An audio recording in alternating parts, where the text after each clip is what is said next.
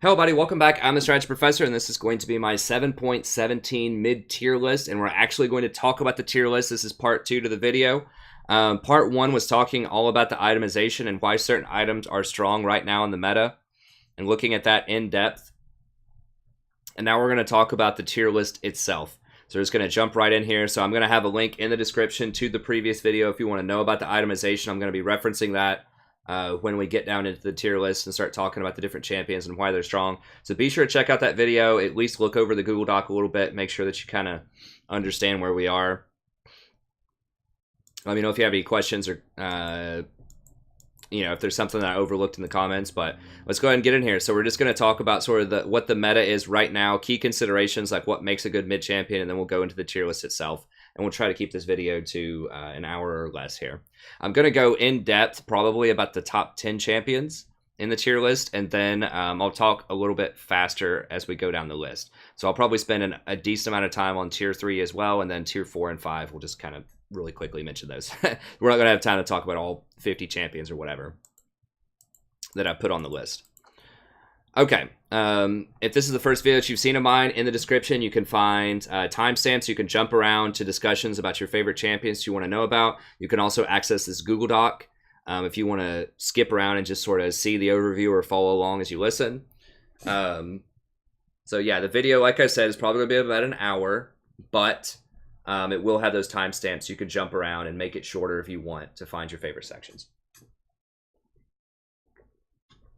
And I do want to preface this by saying I'm not an expert at playing mid. Okay, so I have started playing mid as my secondary role. I'm primarily a support expert, and this is primarily a support channel. However, I'm interested in learning a lot more about mid. It helps me appreciate and understand support more. I know there are people on the channel who either main mid or that's their secondary role, and so I'm trying to provide this video for a deep analytical insight into these champions and what I think is really strong in the meta and why, based on my research and analytical reasoning. So I don't have a ton of game knowledge about very specific matchups. So I don't know, for instance, like Taliyah against Lucian, like what you should do in a level 4 all-in if you know that or if you're pretty sure that the jungler is not going to be there and you have X item and he has X items, can you make it, and like how much percentage health will you have left and stuff like that. I'm not going to have that in-depth, very super specific matchup knowledge, but I think I do bring to the table a pretty good analytical knowledge of these champions and why they're strong just overall in the given meta, because I do play a lot of games of League of Legends and I do a lot of research and I think very deeply about the game itself.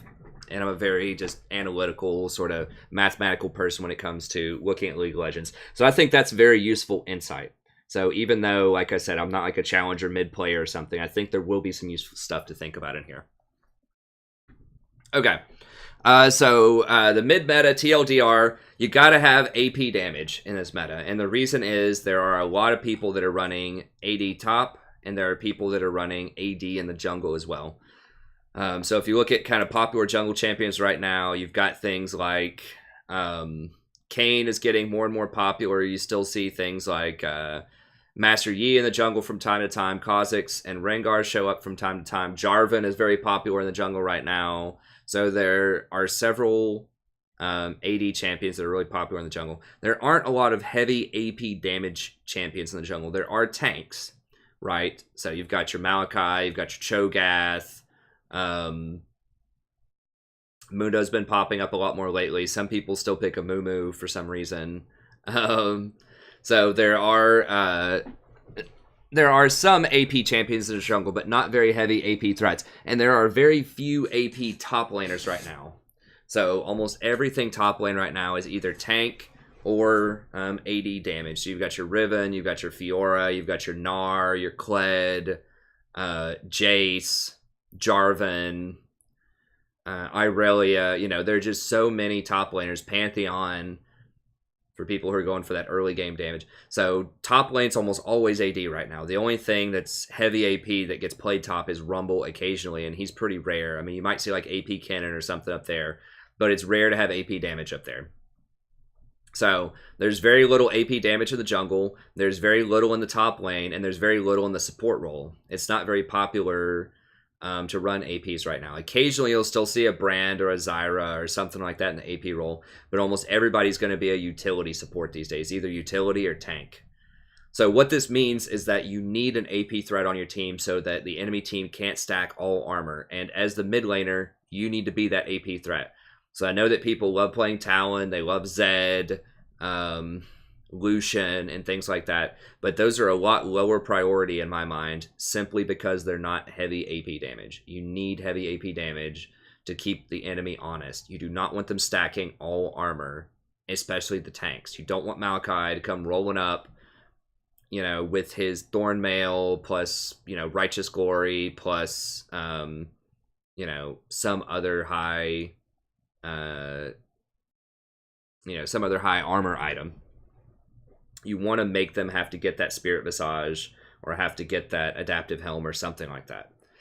Just Ninja Tabi plus an extra couple of armor items will just completely wreck you if you have an all AD team, as I'm sure most people have experienced before. So this is why it's crucial. You have to hold down the fort. You have to be a strong AP champion to keep especially the tanks honest. You have to make them buy magic resist. Okay, so the champ needs to scale really well into the late game. We're in a late game meta. Late game is king. Numerous reasons for that. Check out my patch notes video. I have them linked at the top here if you want to know like what's up with that. But this is a late game meta. A lot of it has to do with Door and Shield. A lot of it has to do with Enchanter supports, just sort of hitting each other with wet noodles in the bottom lane. The game has slowed down quite a lot. A lot of the junglers are tanks that don't have very strong early game presences in terms of kill threat and lanes, although some of them do. But it's certainly not as fast paced as it was earlier in the season, patches like 7.1 to 7.5, when everyone was playing like Lethality, Kha'Zix, and Rengar, and games weren't lasting much longer than 25 minutes. Now, depending on your elo, you know, you're looking at 30 to 35 minutes for a lot of games. So you need to play champions that scale well into the late game. Need to play a champion that can play pretty well either with or against tanks. So you need to have really high damage, because tanks aren't going to have a lot of high damage. And you need to be able to have mobility to get away from tanks most of the time, or just have some kind of answer to them. Either really heavy damage to kill them, or mobility to get away from them.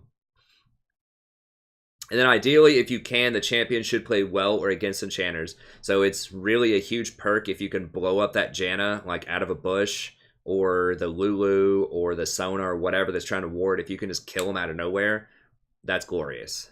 Because they're not going to be getting Locket in this meta most of the time. They're going to be getting Ardent Sense or Redemption most of the time. So neither one of those items has magic resist on it. And neither one of them has health. So that means they're going to be made of papers. You will absolutely shatter them if you can catch them out. So that means you need good vision, you need good mobility, and you need high burst damage so you can take them out. It's really easy to pick them right now. Okay, pick them off, that is. Okay, so key considerations. So that's kind of what the meta is. That's things to think about the meta. Just as far as a mid laner in general, these are questions you need to be asking yourself in terms of, can this mid laner do this? And the more of these questions you can answer yes to, the stronger the mid laner is probably going to be. So does the champion have good wave clear? This is crucial. A lot of junglers are not going to have good wave clear, and a lot of tops are not going to have good wave clear. A lot of supports are not going to have good wave clear. Some ADs will, like Sivir has pretty good wave clear. Tristana has alright wave clear. But it's really your job as a mid laner to be able to keep the enemy off of your towers and to be able to push forward and force action on the enemy towers. So you need to have good wave clear. Almost all of the top champions that you're going to see me mention have good wave clear. There are some that don't, but a lot of them do.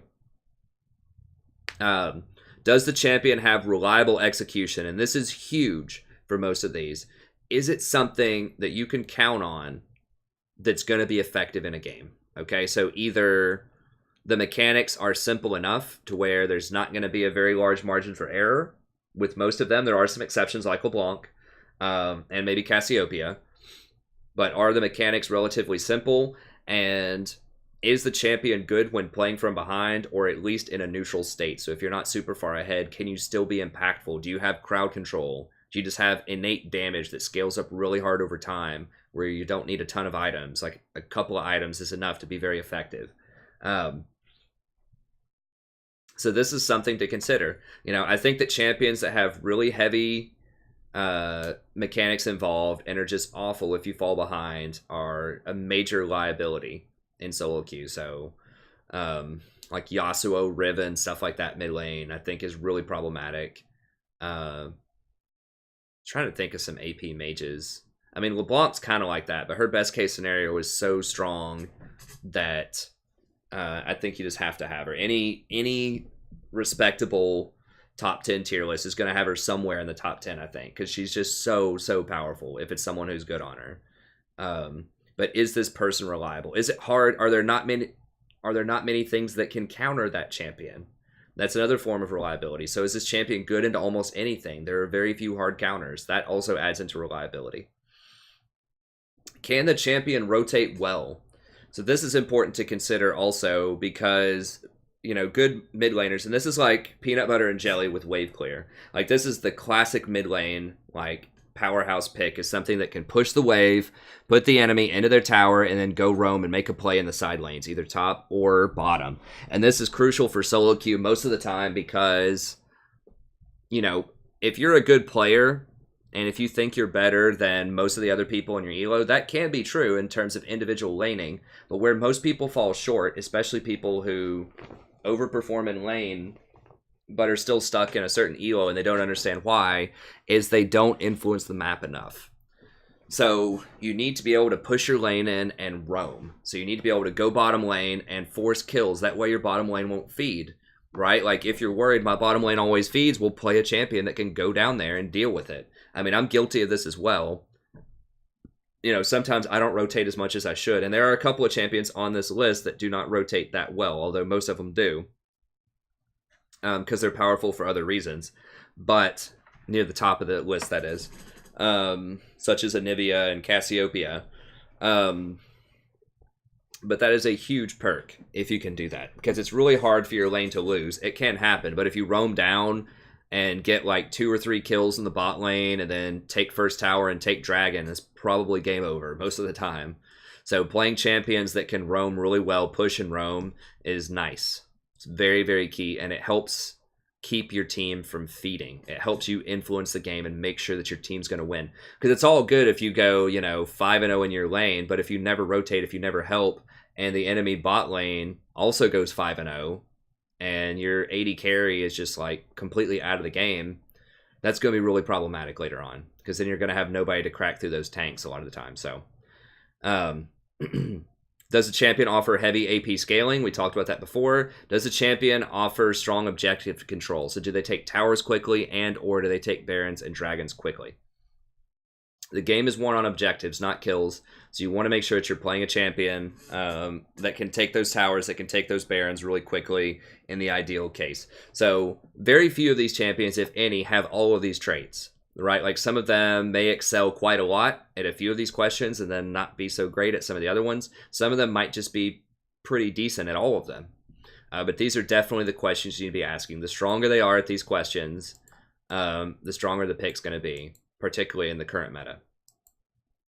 Okay, so let's go ahead and look at some champions really quick. All right, so the way that I organize this is the tier 1 and tier 2. This is the same as my support and ADC. I always cap it at 10 just to keep like a good point of reference. Like tier 1 and tier 2 are always the top 10 champions no matter what. So there might be some champions that are still good in tier 3, and there are. I know Orianna, we'll talk about it, and some people be like, what? Why is she so low?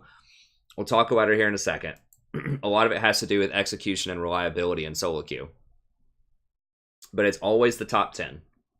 And often I like to do 5 and 5, but sometimes if there are just really powerful top end, like right now in support, Janna, Sona, Rakan, and Lulu are all really strong. They're much stronger than the 6 below them. So, you know, I have those 4 in tier 1 and the other 6 in tier 2, but it's always the top 10 for the tier 2. And tier 3 is always the next 10. So the top 20 are always tier 1, tier 2, or tier 3. And then tier 4 and 5, I don't really have restrictions on them. I just kind of put them in there. Like tier 4 is like, it can be pretty good in some situations. And then tier 5 is like, they're just better choices. Don't do it most of the time. Although it can work if you really love those champions. You can make it work. So remotely viable, but can be underpowered. Niche picks is something that could be good in certain specific circumstances. Tier 3 is pretty good. Still viable. You can still play it. Still strong, but it's usually outclassed by some of these higher ones.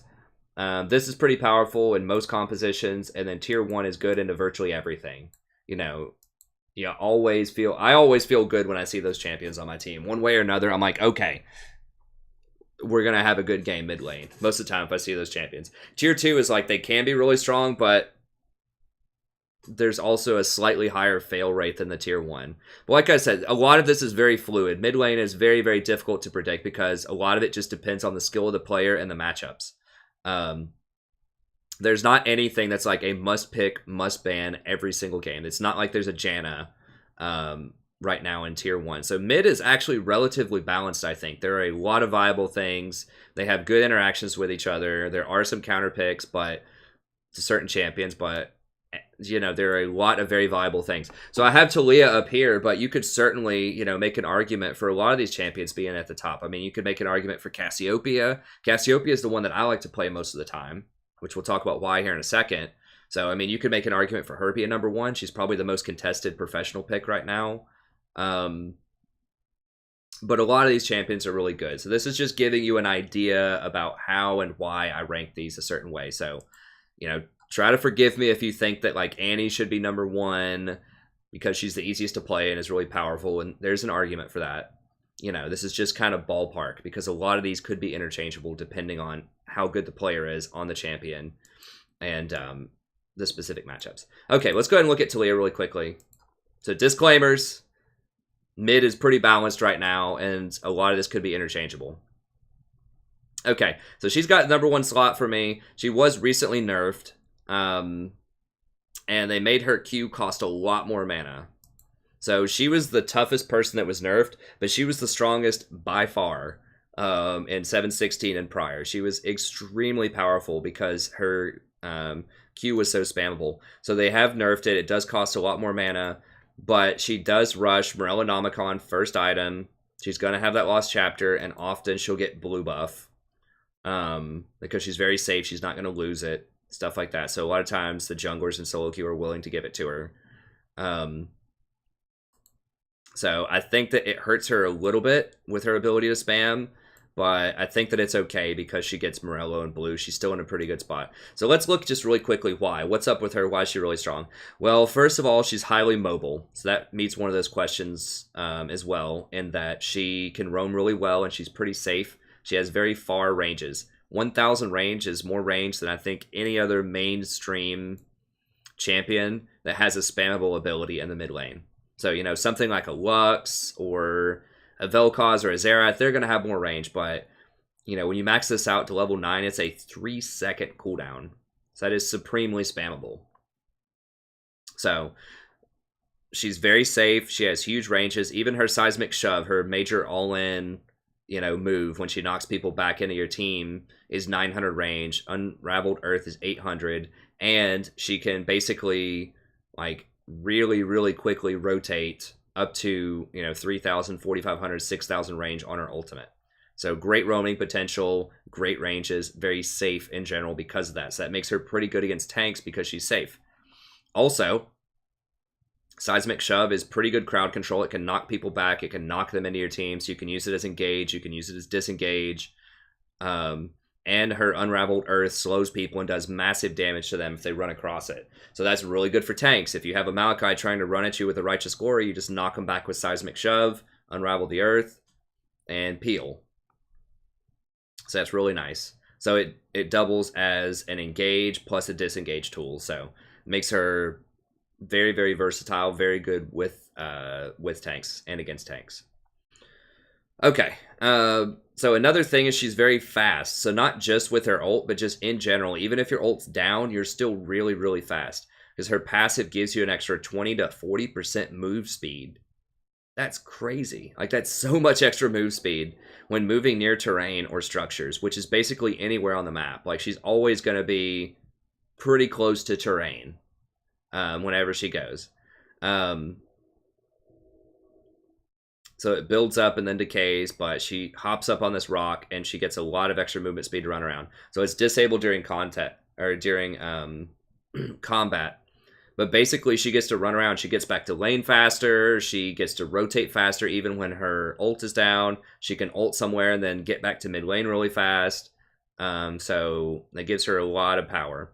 She does a lot of damage as well. I mean, look at this number on her Q. 442 damage on a base ability with a 3-second cooldown. Now, yes, we'll talk about the threaded earth here in a second, so she can't keep spamming it in the same spot. But that's an absolutely outrageous amount of damage and a 117% AP ratio on something that's 1,000 AP or 1,000 range. You would expect this for like a melee champion to do this. It's like really high risk. Like you have to go in there and hit people like an Akali or something to do, you know, damage like that. But not someone who can sit back 1,000 range, outrange everybody and hit them for that. And it does area of effect damage. So if a bunch of people are clumped up, it'll hit them all. Now, it doesn't have a huge radius. Does it say what the radius is? It doesn't say what the radius is.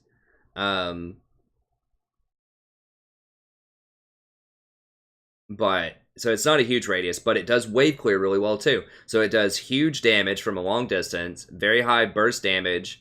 It also clears minion waves super fast, and it procs Thunderlords because each hit of this, because she throws 5 shards. If 3 of them hit somebody, that counts as a Thunderlord proc. And you get to proc Thunderlord instantly, so it's even more burst damage. So she has a really simple way to proc a very powerful mastery, has huge burst damage, huge range, huge wave clear potential, area of effect damage, and it's on a 3-second cooldown. Like, what? That's ridiculous. And then it creates a radius around her when she does that, which seems like it's bad, but actually in some circumstances it's not that bad. So the threaded volley creates that worked ground. She gets extra movement speed, so now she can kite really well in lane. So once again, that gives her more movement speed. If she's running, you know, rotating across worked ground, it's going to be even faster. But even if she's not, even if she's in combat, it's still going to give her a good chunk of extra movement speed to let her kite people better. Because remember, her passive gets disabled while in combat, but this doesn't. Now, she only throws 1 shard when this is going on, but that's still 170 damage with a 0.45 ratio on a 3-second cooldown. That's still fine. That's okay damage, and it refunds half its mana cost. So now it's only like 50 mana instead of 100. So it's not that bad. Even if you're just throwing single stones, it's not that bad. Obviously, it's not as great as throwing the big damage, but it's still pretty decent. And then, like I said, obviously, her knockup doesn't do a ton of damage. On a decently long cooldown, but it's got nice range to it. It's got decent all-in. And this does huge damage, though.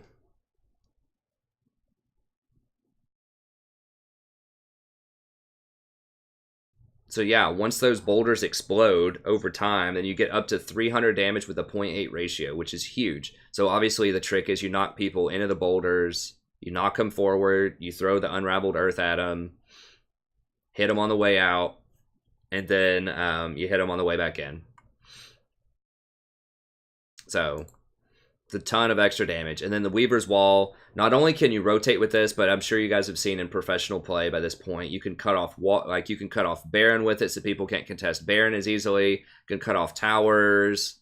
It's just really, really frustrating. So it's not only rotations, but it also creates impassable terrain that's very difficult to deal with for a lot of champions, especially popular champions right now that don't have escapes, that can't really jump over that wall that easily, like a Twitch.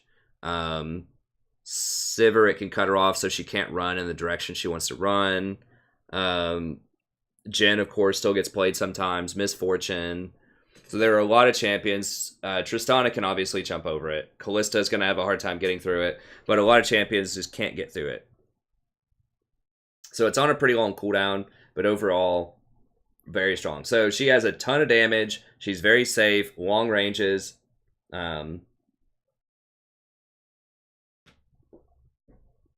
Great burst. Great kiting. Just great all around. Great initiation from a really long distance with her seismic shove. Great peel. So there's just really not a lot that she doesn't do. And that's why she's the best. Is super strong. So on her, you're going to want to go Morellonomicon, and then I think a lot of people will either go Leandres or Banshee's Veil, depending on how it's going. Leandres is obviously going to be your huge ticket damage item, and if you need to kite some people, you know, you can go for Rylai's after Leandres because you have such a long range ability that you can proc that, and it's spammable on a 3-second cooldown. So you can just keep throwing rocks at people and triggering the Leandres plus the slow for some pretty hefty poke damage if you want to go that route. Or you could just go, you know, Leandres into something like Void Staff. You know, you can also get Zonia's on her if you need it. So Morello, and then the sky's the limit from there. Most people go Banshees somewhere in there, though. Okay, so she's super strong. What else do we have here? So next we're going to have Twisted Fate. So that's why she's the best. Very little weaknesses. She can't really... oops, I exited out of that. She can't really take towers and barons that quickly. That's like the only thing that I would knock against her is she doesn't do a ton of damage to baron and towers. Although she does like respectable damage to baron if you keep like moving around and threading your earth for the full damage. But that is one of her weaknesses. Okay, let's look at Twisted Fate. So Twisted Fate has risen in popularity quite a lot lately. I think he's actually, at least in Korea, when I saw here, he was one of the most picked champions. Yeah, he's at 16. He's the most picked champion in Korea, at least. So that's not quite here. But I did see a lot of Twisted Fates the other night. We played against like 3 or 4 of them. And he's really, really strong right now. So a couple of things changed. He did get a buff recently. He got 5 extra base movement speed, which doesn't sound like a lot. Excuse me. But because he often gets some things that give him extra movement speed, like Lichbane, then it actually does add up over time. I'm blanking out on where he is. There we go. So, Twisted Fate has that same, or very similar combination to Taliyah. He has really good wave clear and really good roaming. He's pretty quick, and he has long range. So, he can stay far away from the tanks, just let the front line fight. He doesn't do as much damage as Callista, or not Callista, as Taliyah does from long range with the threaded volley, but he still does pretty good damage. And he naturally keeps his mana pretty healthy because of his blue cards. Now, what he does that Taliyah doesn't do a lot better is he takes towers really, really quickly. So he's excellent at objective control. He's probably the best tower-taking mid laner in the game. He's like right there with Ziggs as far as taking towers. And the reason is this extra damage is applied on his auto attack. So when you hit towers with this, it does this extra damage to the tower, which obviously most mid laners do not do their spell damage to towers, but he does. I believe Stacked Deck also applies to that. It gives you bonus attack speed and does bonus damage. I'm pretty sure this affects the tower as well. So 2 of his abilities also affect the tower, and Lichbane also affects towers. So that's a very common item on him too. I think that's like second item typically. And so he has 3 different things that help him take towers. And of course he has quite a long range auto attack range compared to other champions. So he's got other mid laners. Well, actually he only has 525. A lot of the mids will have 550. But he does a lot of damage to towers. If you've ever seen a Lichbane Twisted Fate, you'll see exactly what I'm talking about. It does a ton of damage to towers. So he has excellent wave clear, excellent roaming, excellent objective control. He's relatively safe because he can throw his stuff from so far back. I mean, it's 1450 range on this.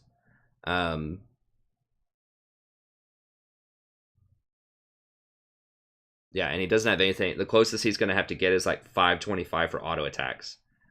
And he has really nice crowd control, which is just great overall. I was going to say it's great like with and against tanks, but it's just good overall in general. And it's quite a lot. I mean, a 2-second crowd control on an ability that's a 6-second cooldown I think this used to give CDR stacked deck, and then they changed it to bonus attack speed. They've changed him quite a lot over time. I can't remember. But yeah, that's what makes him strong. I mean, a 2-second stun is so awesome for a jungler to come in. I mean, even a 1.5-second stun at level 5, you know, you land this and that jungle at least comes rolling up, or the cane or something like that. You're either going to get a kill or a flash. It's almost automatic that you're going to kill somebody with that. So it's really good rotation, really reliable. As long as you can consistently get the cards that you want to get, people can't dodge. They can't outplay your auto attack. You know, you throw a gold card at them, it's going to hit them. Unless they have Azonias or something, in which case, just hit him again once that ends. But he's very reliable. He has great presence and all the other accolades that I just mentioned. So typically, people will get Rod of the Ages on him to start with. That'll give him some extra health, survivability, and just flat damage. And then they'll move on, and they'll get Lichbane after that. And then I don't really know what they get after. I think those are the two that they rush first. I don't remember what the third item is. Let me see. But the Lichbane just synergizes so well with this kit because you can just throw the cards so often and do that extra damage to towers.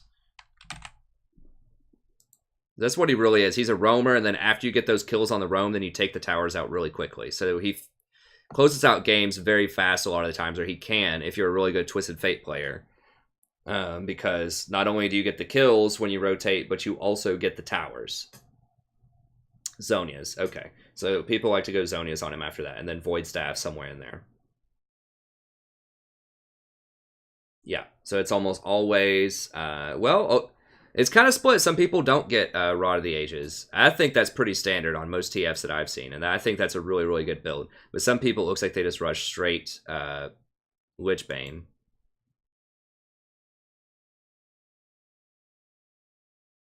Yeah, I think most people are going Rod, so it's Rod, Lich, and then probably Void or Rylai's seems to be the next thing. Yeah. So yeah, really strong champion. Another thing is he gets a lot of free gold, so I think he gets an average of 4 from what I read. And so if you kill 100 CS by 10 minutes, which that's really strong, but you'd get an extra 400 gold. So that's pretty nice. So yeah, good champion. Very little counterplay. I mean, he can have a hard time against assassins that can get right on him and blow him up. So like Ekko, Fizz, LeBlanc, things like that. But people aren't playing those that much right now. People aren't playing a lot of these in your face. I mean, I guess like Diana would be pretty good. She was popular there for a little minute. But a lot of people aren't really playing these in-your-face assassins right now because assassins aren't that great into tanks, typically, because if you do your whole rotation and you don't kill the tank, then it's kind of worthless a lot of the times. So assassins aren't super popular right now, and that's why Twisted Fate has found his way back into this meta, because he's pretty good like against tanks because he can play so far back, and he can just continually stun them. Okay, so Malzahar, or Twisted Fate, another one. Malzahar is another one that I have really far up here. Let's go ahead and grab Malzahar really quickly. So Malzahar was changed. He was nerfed, gutted, I would say, as the support, but he's actually still pretty good in the mid lane. He was nerfed in the mid lane. He was a little too strong for a little bit. But the key to Malzahar is reliability. Anytime you have a point click disable, a suppress in this case that can't even be cleansed, that lasts for 2.5 seconds, you're going to be relevant, right? And it's on a really low cooldown. It's 120 seconds. So he's like the ultimate. You gank that lane with the jungler and they're dead. He just like flash ults once he hits 6, and it's just like an instant kill. It's so hard to outplay that. He's obviously excellent at ganks, so he doesn't have the speed of Taliyah or Twisted Fate in terms of global presence. He can't get there as fast, but once he gets there, he's there, and he's going to do a lot of damage. Just that press R, once again, real simple, lock him up, kill him. So you can do that, just rinse, repeat, just kill people over and over again.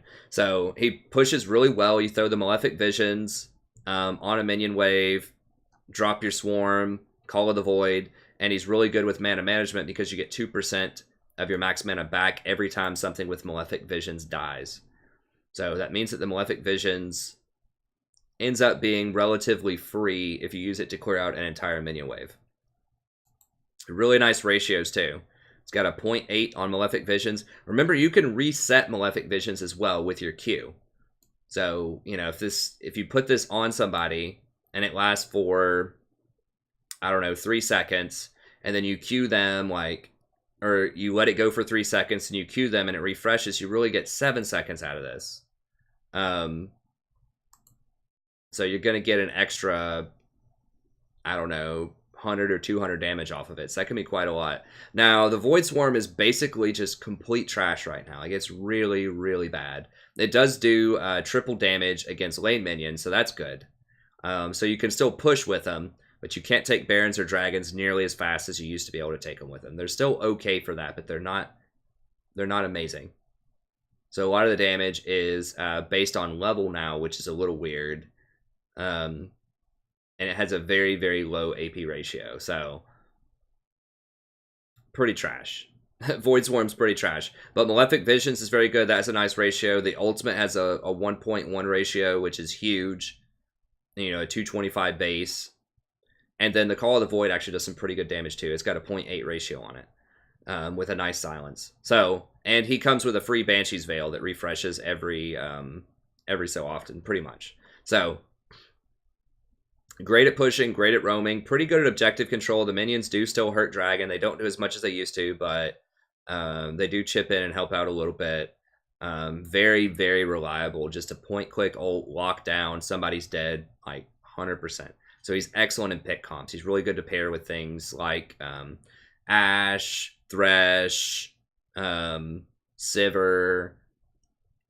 There's really almost anything. Like, there's very, very little counterplay to him. And he's really good against other assassins mid lane. So he's very good against, I think he's very good against Leblanc because he can hold her still. So if someone comes into gank and he just presses R, they'll kill her.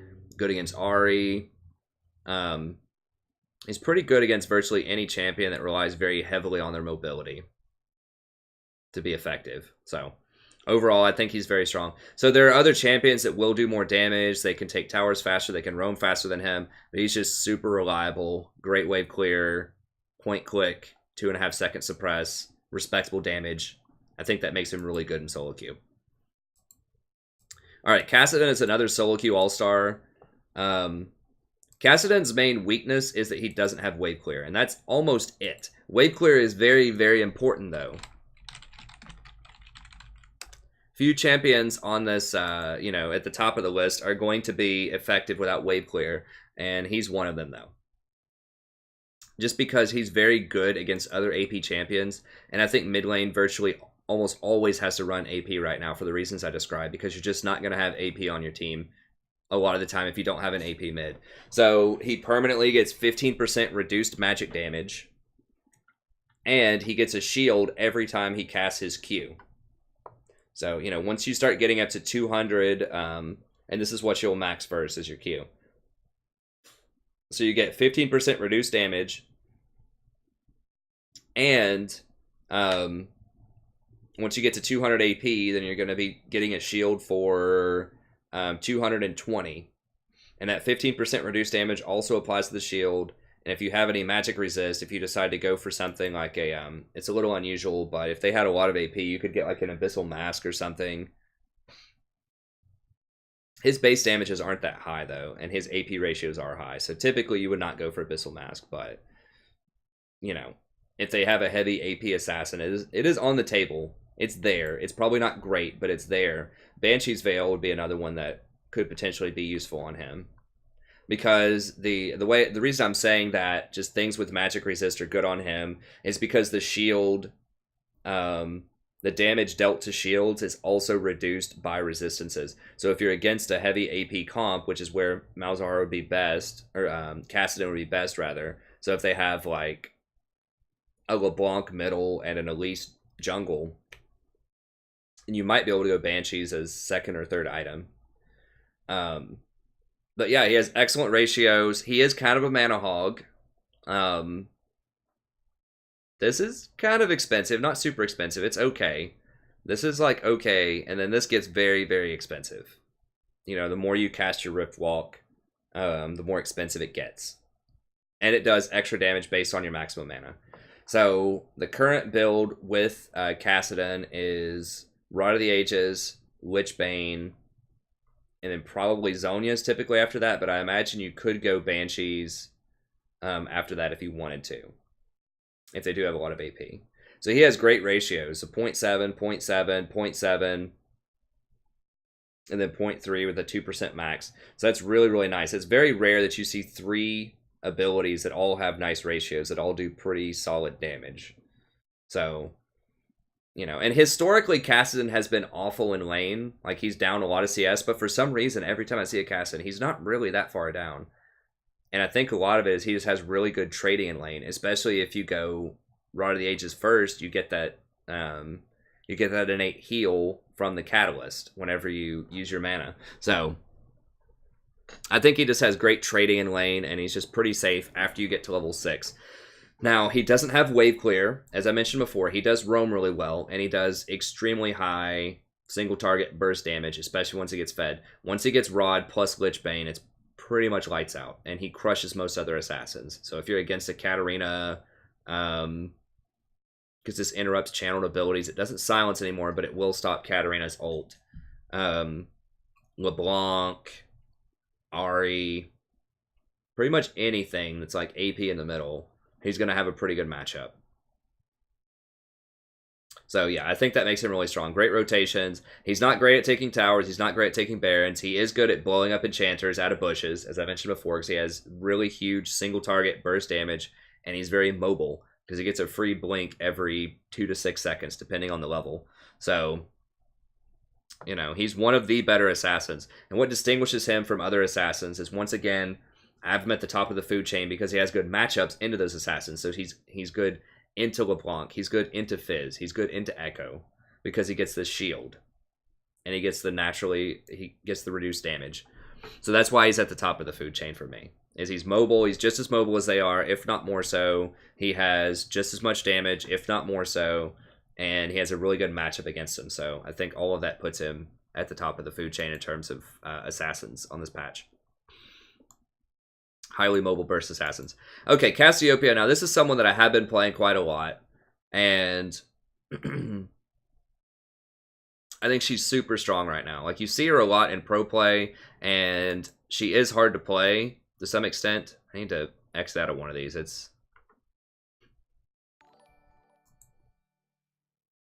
having a hard time processing that. Hey, thanks for the sub. I appreciate it. Let me go ahead and pull up old Cassiopeia here. There we go. Now, her numbers don't look amazing to start with.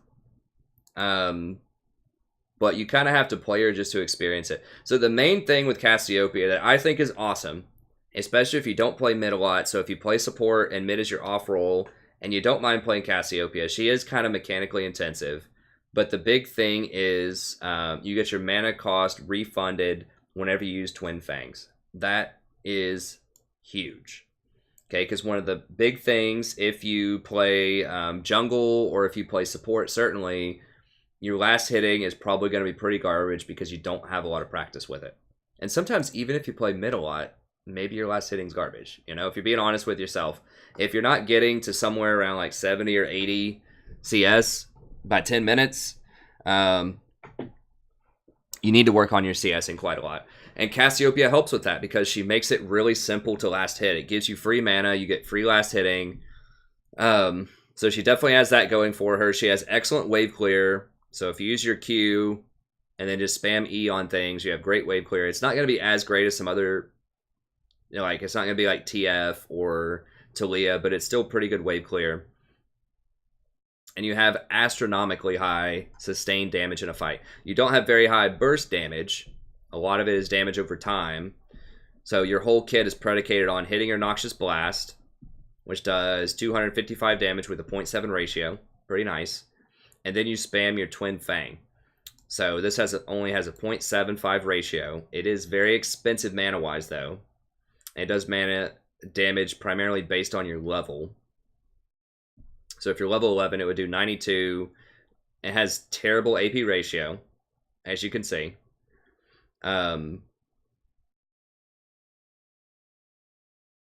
So even if you're doing bonus damage, it's only a 0.5 ratio. So if they're poisoned,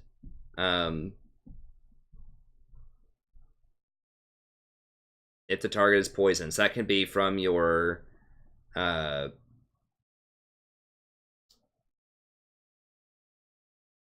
interesting. I guess, I mean, that would apply with Syndra and Teemo and Twitch also. I didn't even think about that combination with Twitch. That's pretty sweet.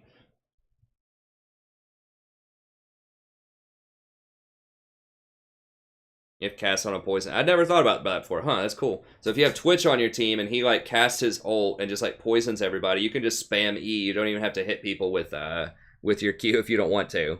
That's cool. But most of the time you'll want to hit them with your Q. And then you do bonus damage. So if you're level, 11, and this is level 5, then you're going to get 92 plus 115, so that's 200 damage with a 0.5 ratio. If you have like 200 AP, it's going to be 300 damage. Now on a 0.75 second thing here. So if you just spam this, if you poison somebody, this lasts for 3 seconds. You could get off 4, potentially 4 twin fangs. That'd be 800 damage. If you only have 200 AP and you hit them with 1 Q and you're level 11 and you hit them with 4 of these, that's 800 damage. And then this right here with 200 AP would be an additional 400, 395. So it's going to be somewhere in the neighborhood of 1200 damage off of that, all in 3 seconds. That's pretty fast.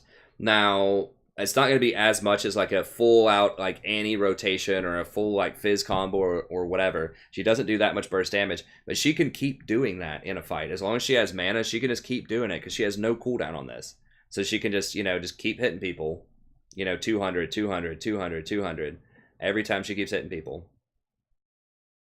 Actually, no, I was wrong. It'd be 300 a pop. That could be up to 1200 damage. So up to 15 or 1600 damage, that rotation I just talked about. So it'd be like 300, 300, 300, 300, just as you keep hitting people with Noxious Blast. The debilitating poison's pretty strong too. It grounds people so they can't flash out of it, they can't dash out of it. It's very annoying in team fights, very potent. And then of course her Petrifying Gaze can stun people for up to 2 seconds, area of effect, on a pretty low cooldown, so that's obviously quite powerful as well. Typically in a trade, if you hit them with Petrifying Gaze and then put your Q on them and just start like kiting backwards with your Twin Fangs, they're not going to kill you most of the time. Now she can't buy boots, so that makes it very difficult to dodge skill shots early on. So what you have to do is hit them with the Noxious Blast to get the extra bonus movement speed and use that to help propel you. Now if the game goes long enough, she has an extra item slot, so she's not technically the highest scaling AP carry in the game because you can get that 6th item without having boots. And she does get extra movement speed over time, up to 400. So what all this means is she has excellent wave clear, excellent Baron control. She's one of the fastest Baron taking champions in the whole game because you just Noxious Blast and just keep spamming Twin Fangs and it'll fall so fast.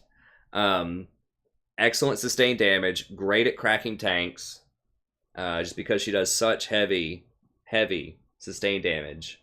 Pretty good utility with her miasma, good wave clear, pretty good trading early on. It's difficult to all in and kill somebody now because her mana costs are so high, you're just going to run out of juice, especially if you don't have Ignite, which is typically pretty bad on her. You're just not going to have enough mana to kill people. With like a level 2 all in, you're just going to go At least that's my experience. I hit them with the Q and then just run at them. Hit them with like 3 Twin Fangs, weave in some auto attacks. And typically I just go when they're at like 20% health. So she's not the most aggressive early, but she scales super hard. You're going to get Tear of the Goddess, Rod of the Ages, Morellonomicon, and then finish up your Rod. And once you have all of that, once you get to the Seraphs, then you're just going to be virtually unstoppable. And then after that, you can get Leandri's Void Staff if you get to that point. But typically, in my games at least, you don't get much further than getting the 3 mana items. Because you need a ton of mana with her. Okay, but that's Cassiopeia, so excellent wave clear, good trading, excellent Baron control, excellent team fighting, pretty bad on rotations because typically you don't take teleport and you're really slow to move around. You don't have any dashes or flashes, so that's kind of her one weakness. She doesn't rotate very well. But she's just a powerhouse in the mid lane. Excellent, excellent farming. That's the thing I mentioned earlier. That's the big difference. Is, you know, sometimes you don't even have to roam. You know, if you go up like 50 CS, even if the other enemy mid laner roams and gets a kill or two, you're still going to be up in gold after that. So, very, very strong champion right now. LeBlanc. Okay, so this one is something you really, really need to specialize in. And I'm not a specialist in LeBlanc. I just did watch some videos on her, as I think I mentioned either this video or last. And it depends on who you talk to and where people are going to put her on the tier list. But I think she is still top tier. And I can tell you from personal experience, if you go against a good LeBlanc, it is an absolute nightmare to try to deal with her. She is unstoppable if you get ahead. Like, unstoppable. Like, the only things that are going to stop her are if you have a Malzahar on your team, just something that's like super hardcore lockdown crowd control, like a Fiddlesticks Fear, Malzahar ult, maybe a Lulu polymorph. Like, there just are not that many things that are going to do damage to her. And it's deceptive and it's difficult to understand just why she's strong, because these numbers don't look that shocking, right? But a lot of it has to do with her Sigil of Malice. So, basically, you hit somebody with an ability, and over the next 1.5 seconds, the next spell that hits him is going to do a lot of extra damage. So 160 plus 80% of your bonus magic damage. That is a really huge ratio. So if you have 200 AP, it's going to do an extra 160 damage. So just your passive is going to do 320 extra damage, which is with the Sigil of Malice. Your cooldowns are all pretty low. So you've got a 6 here. Pretty low cost, too. So it's very easy to harass with these. 700 range is not the greatest in the world, but it's okay. Distortion's a bit more expensive, but your chains are very cheap as well. And you've got a pretty good range on the chains. So she flings an illusionary chain. So basically this, if you hit somebody who's been affected by your Sigil of Malice,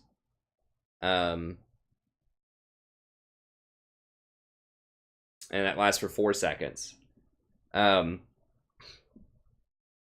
it bounces to other people and deals 60% damage to minions. But it does full damage to other champions. So I think what people do, what I've seen, is use Distortion. Distortion does like no damage now. It's just god-awful. They nerfed it a while back. I think probably like... Because she was pick banned. I think I heard somewhere that she was pick banned in 98% of games, professional games. This is before the, I think this is before the double bans. I can't remember. No, that started at the beginning of the season. But at the beginning of the season, she was just banned every game of professional, and so they nerfed her. But a lot of it had to do with her W did a ton of damage. But now you just use this to start up your combo. So what I've seen is you blink onto the minion wave, you tag the enemy champion with your blink as well, and then you can throw your Shatter Orb at the wave. It'll spread, do a ton of damage, and then it can also damage the champion when you do that as well. So this will give you Harass and Wave Clear at the same time for pretty reasonable mana cost. Where she starts doing this ridiculous damage, so if you hit people with 2 parts of chain, then you're going to get 240 damage plus your 100% totals. That's pretty good. Mimic is where she starts doing massive damage, though. So, and I would have to study up. Like, I'm not this. She is the hardest one on the list by far. That I think she's the hardest AP champion to play in the game. If she's not the hardest, she is up there. She is really, really difficult to play correctly. There's so many different combos. You just have to practice her, and she's really weird. But I believe. So when you press your ult, then basically these things, you can cast them all again. So you can double cast spells. You can do like sigil on people and hit them with 2 orbs if you want.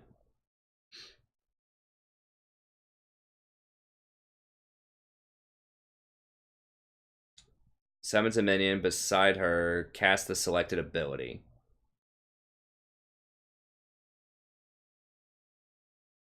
Mimicked basic ability.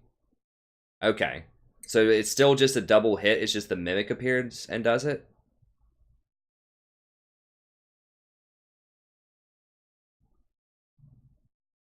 Okay. So she doesn't get a triple cast, it's just a double cast, because they've reworked her several times. Okay, so basically it's the same thing. Instead of her casting it, though, the mimic casts it for the extra damage. And if you look down here at what these things are, so the biggest damage is the chains. If you double chain somebody, they're just dead. Shatter Orb is also really heavy damage. So what you can do is you dash in with your distortion, Shatter Orb them, or you press the Shatter Orb on them, and then you chain them. So this combo is going to do what? Negligible damage here, like 140. Usually you don't get close enough to them. You're going to have enough range where you can jump beside them and hit them with this. Shatter Orb's going to hit them. I believe this is what you max. I think you max your orb. So 195. Now this might be a stupid combo. Like I said, I'm just giving you an example here. The 195 damage with a 0.5 ratio. It's going to be a 1.5 total.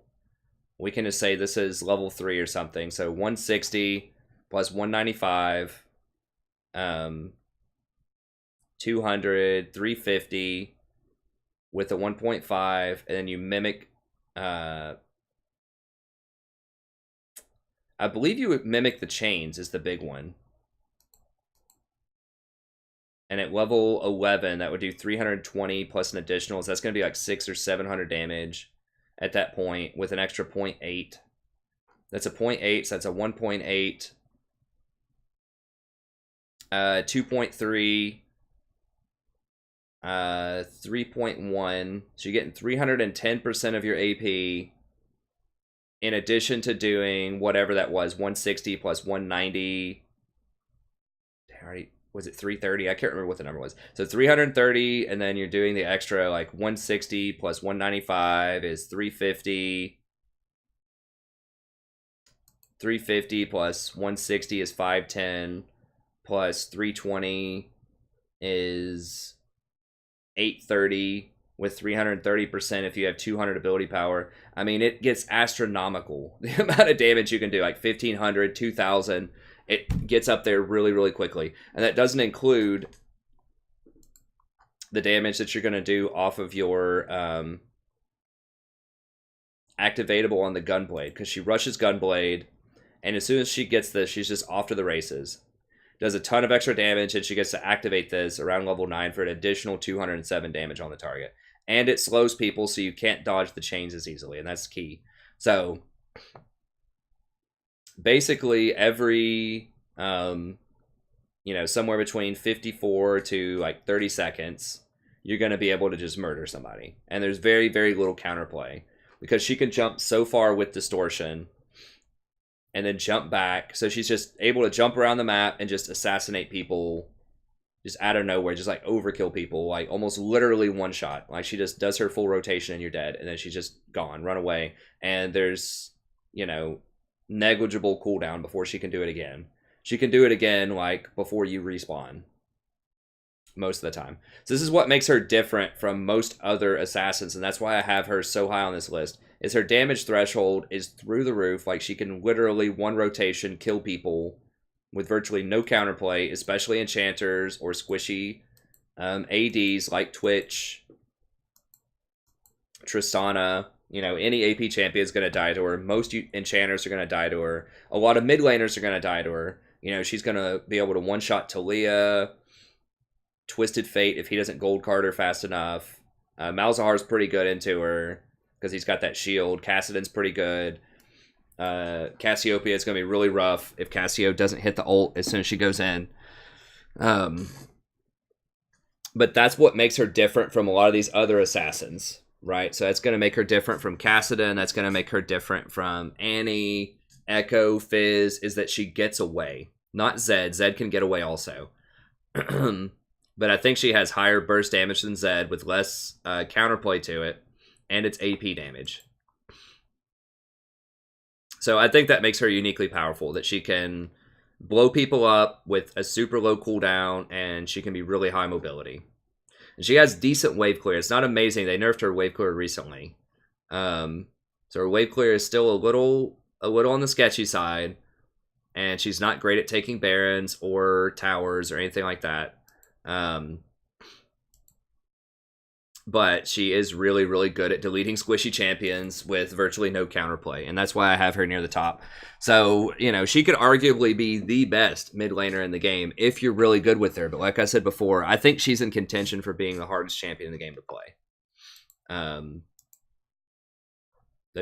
You have to hit your chains. There's a lot of technical stuff with her, but there's so many combos and different decisions you have to make between like which abilities you're going to use and where.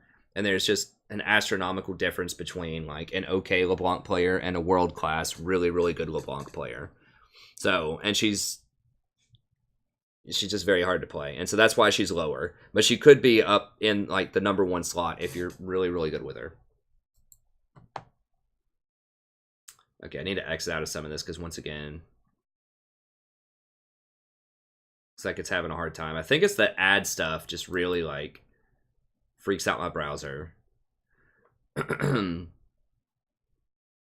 as soon as I turn off that page, then it ends up just going back to normal. Okay, so she's really good. All right, so kind of other end of the spectrum, similar concept, much, much, much easier to play, Annie. So a lot of tier lists won't have Annie up this far, but I want to put her there because it's so high on reliability. Reliability is a huge thing. You notice that most of these champions are very, very reliable, and that's why I picked him. Like Taliyah, not that hard to play, pretty reliable. Twisted Fate, you know, his stun, most of his kit, as long as you can pull gold cards, can't really outplay that, can't dodge it, can't outplay a Malzahar who ults you. Kassadin has no skill shots, it's hard to outplay that. Cassiopeia, you can't outplay, she's really hard to play, but she's good for all the reasons I described. Leblanc, you can outplay, or not. You can't really, like, I don't know. That's a game of skill. That's not guaranteed. That's not reliable unless you're really, really good with her. But she's just so powerful. She's on there. Annie, however, gets back to reliability.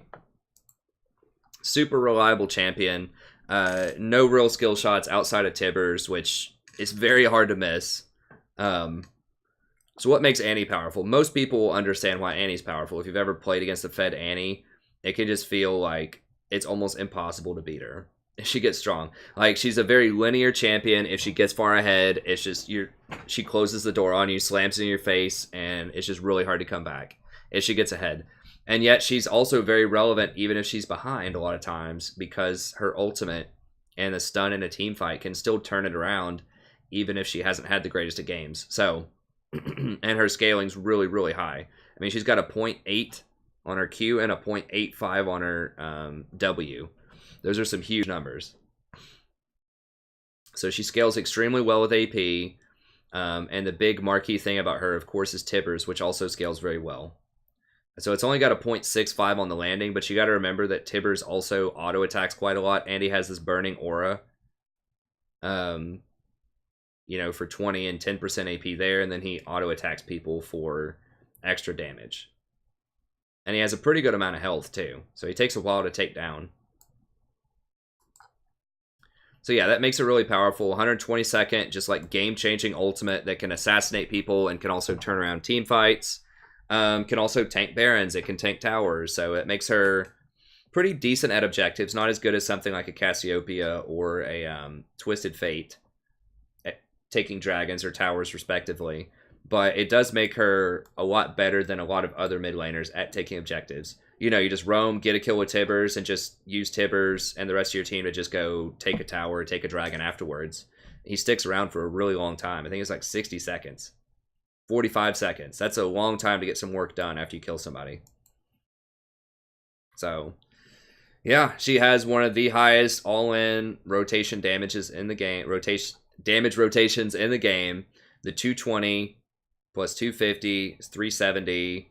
And then 275 if you're level 11. I'm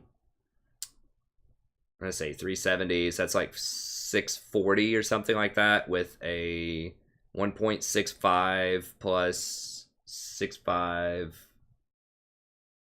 It's like a 2.1 ratio or something like that. Remember, Leblanc had a 330 ratio.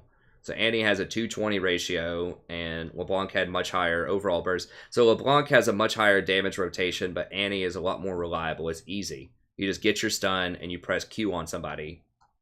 Doesn't matter what they do. They're going to get stunned, unless they Zonians. So they can do all their cute stuff. They can run around,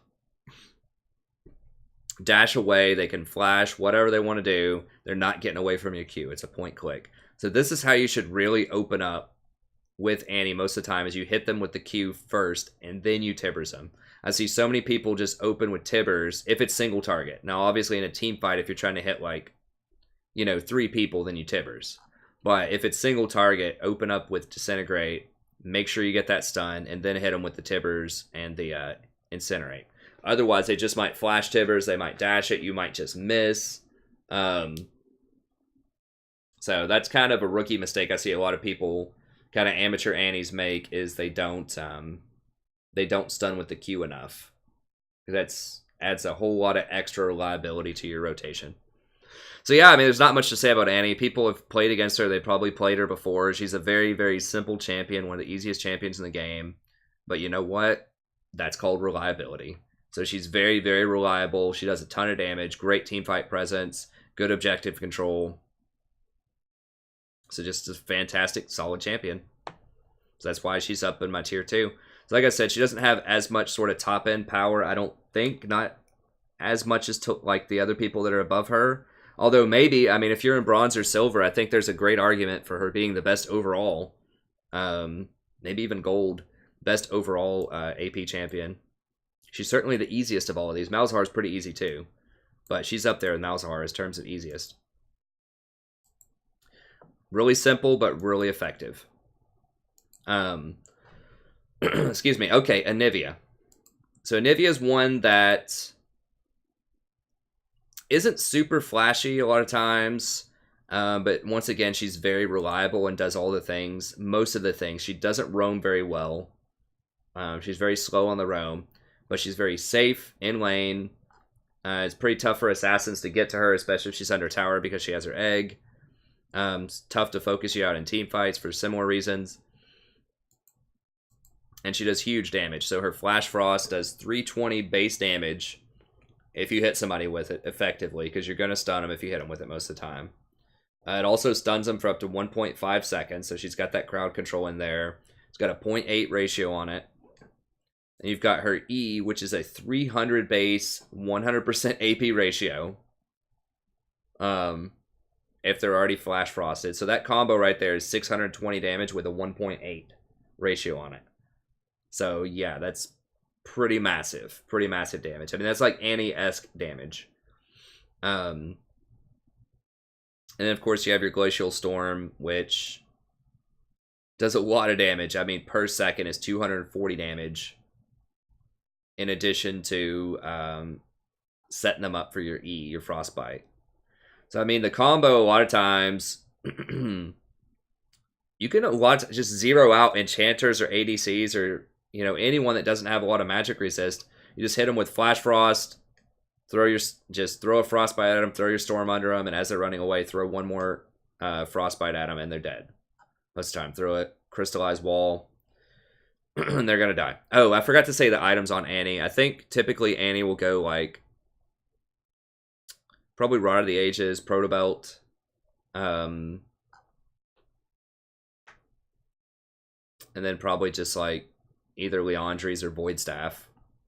That would probably do it. I think Protobelt makes sense because you can dash and get closer to hit them with your Tibbers. And then Rod of the Ages is just the best overall start item. You can get it because you are going to have to get closer as Annie, so they are going to hit you with stuff. So having that extra 500 health is a really big deal.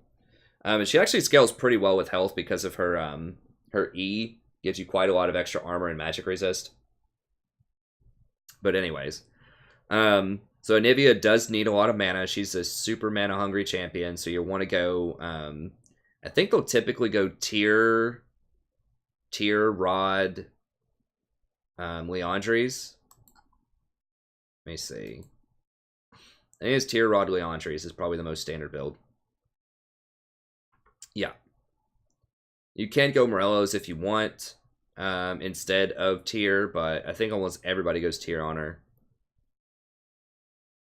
You don't need the CDR that much because, like, CDR is nice on most champions, but all of her abilities, with the exception of Crystallize, are on pretty low cooldowns. You got a 8 seconds here, you got 4 seconds here, your Glacial's 6 seconds. So it's not like you have, you know, 120-second ultimate that's really powerful. So CDR obviously scales better. The higher your cooldowns are, the better CDR is going to be because you're going to get more value out of it. You're going to reduce more seconds off your cooldowns. So cooldown's okay on her, but you don't really need it as much as you do on other champions. So, you know, I would recommend just going tier Raw of the Ages, Leandries, and then finish your Raw of the Ages and then Seraphs, and then Void Staff after that, probably. Unless you need to get Banshees or Zonias. So yeah, Anivia, a ton of damage. She wave clears super, super well. It's almost impossible to push through an Anivia wave clear. It's really hard to siege against her because she can crystallize to pull you out of position, and if you stand in her ultimate, you're going to get slapped for a ton of damage. So great at sieging, great at defending sieges, pretty good at objectives. You can just charge your storm over a Baron and then just spam E on him. It's going to do a lot of damage. Really high burst damage, pretty good utility. Like, Anivia is pretty good against tanks because she can crystallize to sort of push them back, and she can stun them with her E and kite them away with her R. So she's terrible at roaming for the most part. You can roam with her. She's just a really slow champion. I think she has one of the slowest base move speeds in the game. It's like 325, right? Yeah, it's the slowest possible base move speed. She has 600 attack range, though, so that's pretty nice for harassing people with autos in lane. But yeah, her roam is awful, but her wave clear, objective control, and just overall damage are very, very high. So I think that makes her quite good right now. Syndra is someone who has been nerfed quite a lot recently, but she's still pretty strong. She has pretty good wave clear, very, very good single target, high burst damage.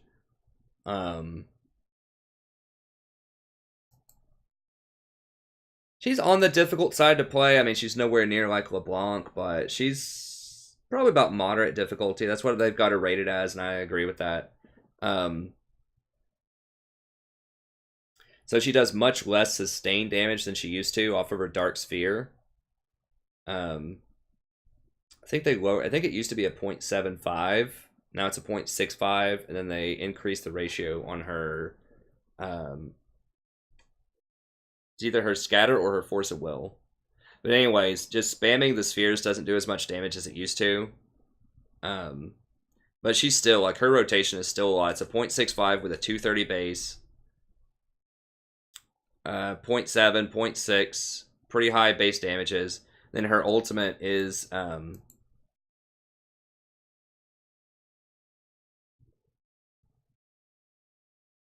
so you hit them with the 3 spheres, and then you can get up to probably like 6 or something, maybe. So you would want to max this out first so your spheres stay down. So you could go sphere, sphere, gravisphere. You used to be able to grab multiples, so you used to be able to grab like 3 spheres and then throw them on somebody and scatter all of them, but it doesn't let you do that anymore. So I think you can get somewhere around like 5 spheres or so. So even at level 1, that's like 450 damage with a 1.0 ratio. So it's really, really high damage. I mean, most people know that. That's Syndra's thing, right? She just deletes people. Yeah, 4 is automatic. 5 would be pretty easy to do if you just cast this one more time. And I think you could maybe get to 6. But anyways, huge single target damage, pretty long ranges. 800 range on the Dark Sphere, Force of Will, and Scatter. Pretty good damage ranges on those. 1100 effectively on the Scatter. Now, her problem is she's not as great against tanks. She's not great at kiting them. Like, Scatter's pretty good. But it just makes it a lot harder for her to get to the back line to blow up those squishies. So, she's alright. She still does really high single target damage. Pretty good sustained damage.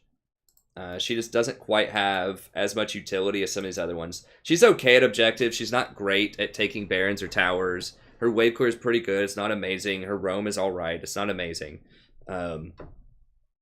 So she's just kind of one of your, like, relatively safe, like, pretty long-range burst assassins that just doesn't quite have the same utility as someone like Taliyah, Twisted Fate, Malzahar, you know, a lot of these top-end champions. But she's still pretty good. Karthus is kind of a newcomer who might surprise a lot of people. I haven't seen a lot of Karthus in solo queue, but I think this is a pretty good meta for him.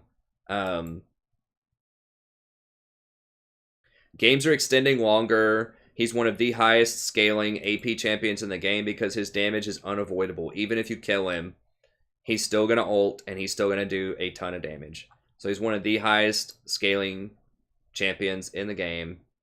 Games are lasting longer. He's also very good at taking dragons and barons because he can just spam his lay waste, which is only on a 1 second cooldown for 240 damage with a 0.6. So does a ton of damage to baron, dragon.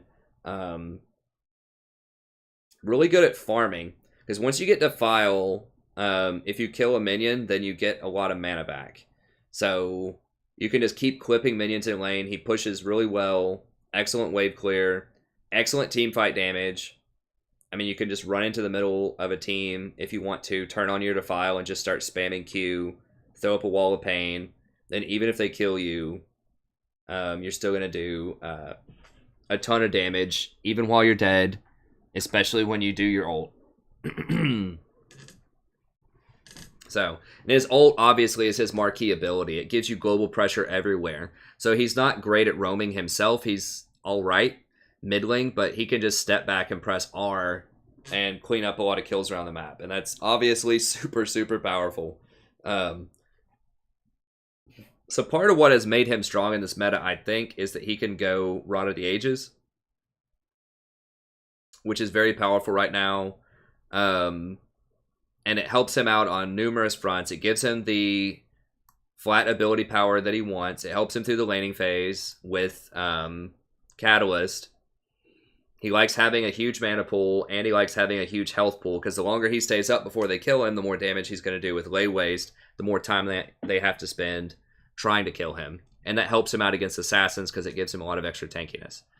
So I would imagine you would probably just go Rod Leontre's Void Staff on him. But yeah, you just want the raw damage. Like, you don't need a lot of defense on him. Oh, I guess you could go Rod, Zhonya's. Zhonya's is really good on him, because if you just go into the middle, it allows him to keep his Defile up even while Zhonya's is going on. So that would probably be pretty good on him.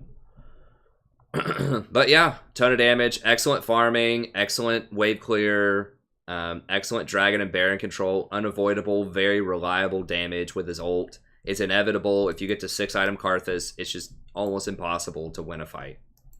And even if you do win, the other team's all going to die. Or, like, your enemies are all going to die. Even if you lose, your enemies are all going to die, so they're not going to be able to do anything to push for an end or anything like that. You can start fights with your ult too. That's something that I don't see people do enough. A lot of times people wait till they're dead, but, you know, if your team is closing in and they're about to flank, you can go ahead and charge your Requiem and just take off half of their health and then just clean up the fight that way. Just make sure that you don't get interrupted while you're doing it, obviously. But yeah, he's super powerful in solo queue right now, I think, because games are going longer. He's getting more time to get more items. Rod of the Ages is very powerful. He can stack that up. There are less assassins that can pressure him early. So I think all of that means that if it's just a scale off, he's going to be very relevant, very powerful. He's obviously a huge magic damage threat that they have to respect, even if he's the only AP on the team. Okay, so let's go ahead and look up Orianna really quickly. So that's my top 10 overall. And I don't want this to be too long, so I'll try to finish up in the next 10 minutes or so. I'm glad I split this up into 2 videos, because it would have been, you know, like a 2.5-hour video. So So let's look at Orianna. Now in professional play, she's going to be easily in your top 10. Oh, it's got 2 ends on it. Okay. She would easily be in your top 10. But I think in solo queue, especially at Platinum and lower, that she's not nearly as high as people think she is a lot of the times. I'm very rarely impressed by Orianna's. Occasionally you see it. She is very, very hard to pull off. And I think the reward for pulling it off is not nearly as high as it is with some other champions. Like, I feel like if you're going to be a really good mechanical player, that like Cassiopeia or LeBlanc would serve you a lot better than Orianna. She's very heavily dependent on her team to do the right thing a lot of times. And as a mid laner, I don't think that's great. Sometimes as a support, that's okay. But as a mid laner, I don't think so. And her damage is just, it's good, but it's not as high as some of the other champions that are higher than her on the list. So she does have great zoning power with her command attack and command dissonance. Although it's important to note that this is not as far as Taliyah. It's 825 target range. It's like barely further than Syndra. So she's kind of like this mid-range mage. Now, her marquee calling is that she's very safe. And they just nerfed her recently, though, by quite a bit. If we look at history, the base damage on her ball was reduced a pretty decent amount. They changed this around. And then her command protect does less shield strength. So the thing about Orianna is you get free magic and free magic resist and free armor with her E. And this is one thing that's made her quite powerful, is that you get these sort of just free safety out of her. And it's easy to run away with your command dissonance because it gives you a lot of extra movement speed and slows people down. She has pretty nice harass in lane. You can throw your ball back and forth. And she has pretty decent all-in with your command dissonance and then shockwave. So she's very good against immobile champions. So things like a Cassiopeia that are kind of slow. I think she's just straight up a pretty hard counter to Cassiopeia. So you can pressure her out early. So Orianna's good. I mean, Ori might deserve to be in the top 10. Like I said, if you're diamond or higher, she's certainly going to be in the top 10. But I just see people mess up her shockwave so much. They won't put it on the tank. They'll try to land it themselves. People will flash out of it. Or they'll just straight up miss it. She's very, very heavily ult dependent. And the execution can create some major problems. Sometimes people make the wrong decision on her. Like they won't shield people when they should with the E. Or they'll just lose track of where the ball is and not hit them with the dissonance. So, you know, she's one of those champions where it's like, she's an okay, safe, blind pick if you want. But I just feel like there are champions that do what she does better. Like, she has pretty good wave clear, pretty decent burst damage. Her, you know, Baron and Dragon control are pretty subpar. Pretty good harass in lane, sort of kind of with her clockwork windup, but it's only 525 range. So it's like she's okay. She's safe because she has decent ranges. She can run away with her W, and she gets the free magic resist and the shield.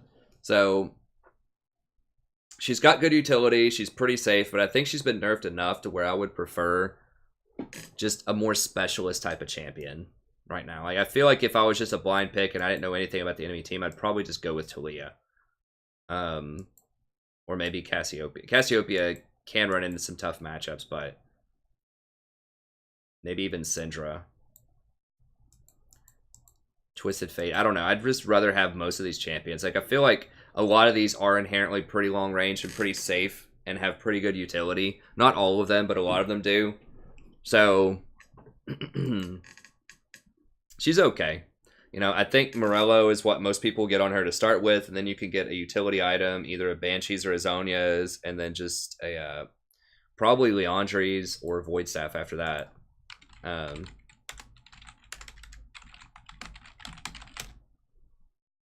Let's look her up really quickly. Yeah, so I mean, she's like kind of middling, you know. People like Luden's on her. I don't like that. I'd much rather get, like, Leandri's Void Staff. Luden seems pretty garbo. I don't see a lot of people with Luden. Some people have Ludens, but... yeah, I mean, I would like this. Morello, Leandri's Void. Just go for the big ticket damage. That's what a lot of people are doing. They might throw a Banshees in there if, you know, they're against double AP. But anyways, yeah, Orianna, good, safe pick, but I feel like she gets outclassed at this point by a lot of other champions. Galio has been nerfed several times. The only reason I have him up here is because he's the best tank that you can run middle lane, I think. And sometimes your team just needs a tank. You know, if you have a Kayn in the jungle and you've got a Riven top and a Janna support and a Twitch or something like that, sometimes you just need a tank in there. And so I feel like Galio is pretty decent. I mean, he's got good wave clear, pretty good sustained damage. He's obviously very tanky. He's been nerfed a lot because he was just kind of taking over the professional scene for the first, you know, ever since he got reworked for the last like 3 or 4 months. So he's been nerfed probably like 4 times. Let me say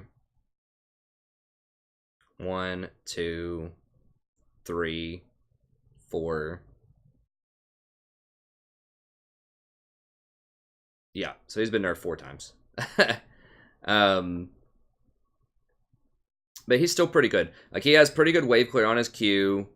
I'm trying to think what... you don't see him in the middle a lot. That's pretty rare. Often if you see him, he'll either be in the jungle or top lane. Top lane's the most common place for him. He's kind of starting to rotate out in favor of other tanks. Like, I feel like Maokai and Cho'Gath are really overshadowing him right now. If you play a mid lane, though, I would suspect you'd probably just go, I don't know. You'd probably just go, like, Rod of the Ages. That gives you your tankiness and your AP. Maybe, like, Rod of the Ages, Abyssal Mask, if you have at least one other AP champion on your team. I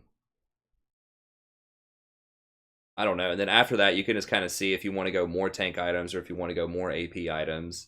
But I think Rod is probably the best place to start because it gives you a good combination of health and survivability and AP damage. Alright, so he's okay. I think he's just the best tank that you can put in the middle probably. So wins a war, good wave clear, you know, area of effect, crowd control is really good. Justice Punch, pretty good damage, more crowd control, and Hero's Entrance does allow you to rotate and help your side lanes a lot more. Now, they did increase the time on this to 180.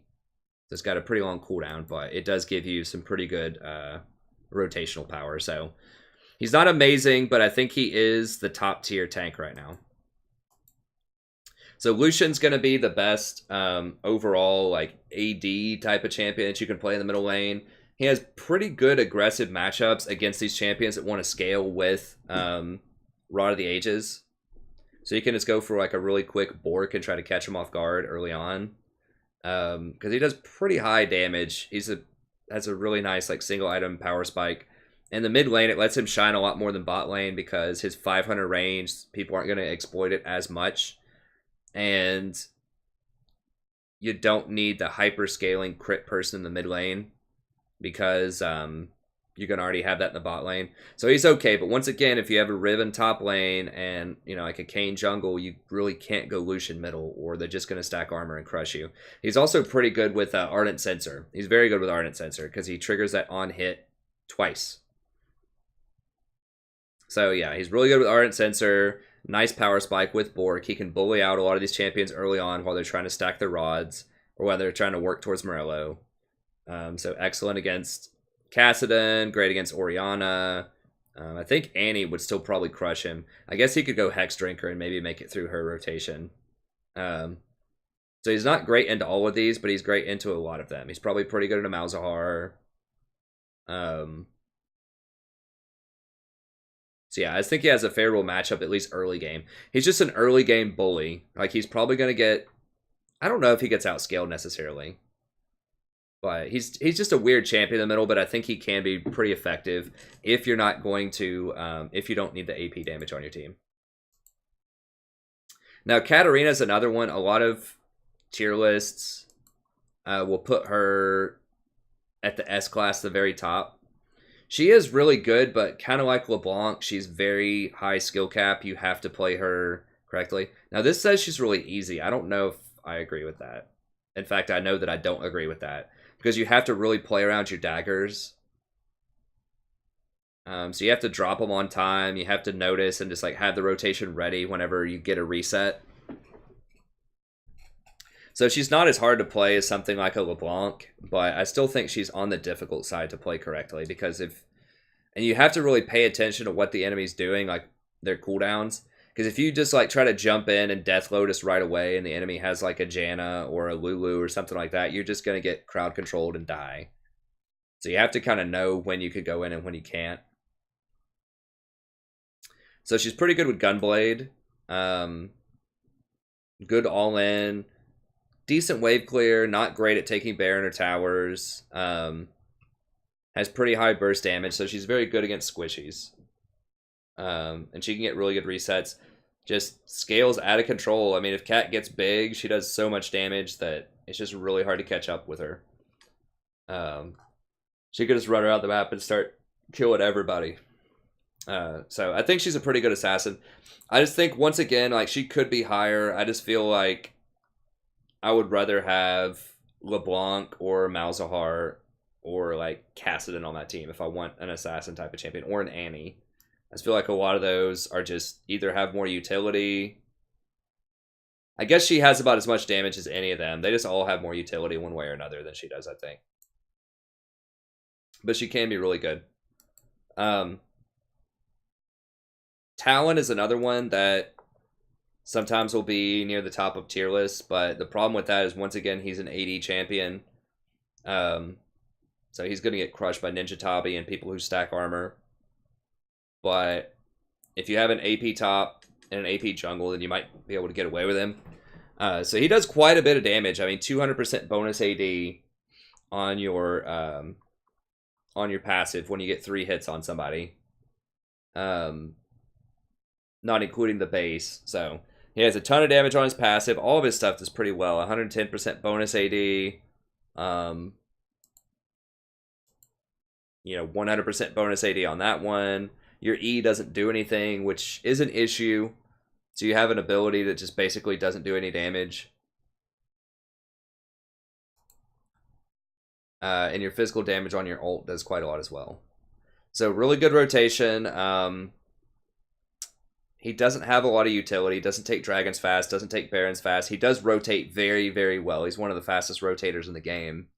Outside of like a TF or a Taliyah ult. He can get from point A to point B very quickly. Jumping over walls. So I think he's pretty solid. If he gets really far ahead, he can be great, but if he falls behind, he's just garbage because he has no utility. And it's really hard for him to escape. Like, he can go in, but he may not get out. Unlike LeBlanc, if she's behind, she can still try to go in and maybe pick off, like, the support or the AD carry or something. And if it doesn't work out, she can just leave, and bounce back out. So at least she has a bit more utility. He has pretty good wave clear, though. So he has good wave clear and assassination. He just doesn't have good objective control when there's a bit more counterplay to him than some other champions. And he's AD. Ahri's another one who could easily be in tier 1 or tier 2. I just felt like a bunch of the other champions, especially the assassins, just do what she does better. But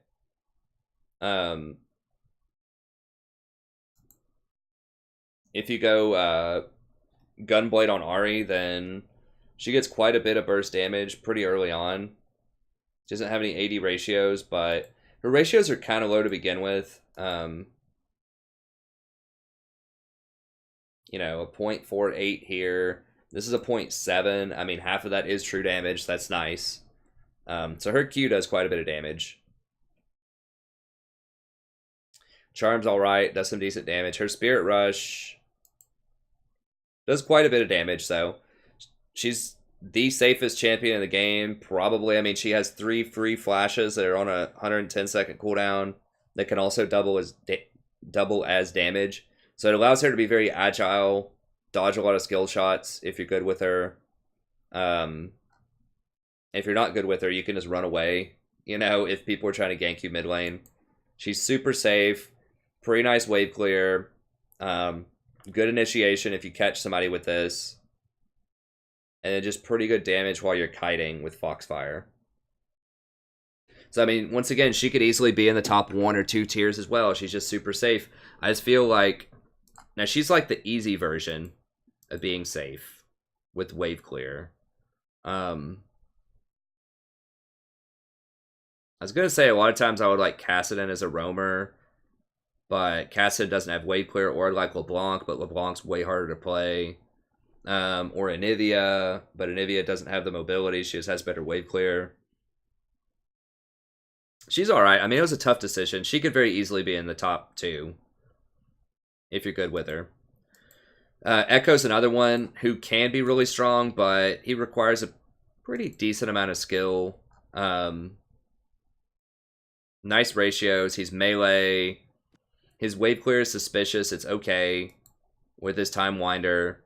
And once you get a lot of AP, it's great. But until then, it's just like, it's okay.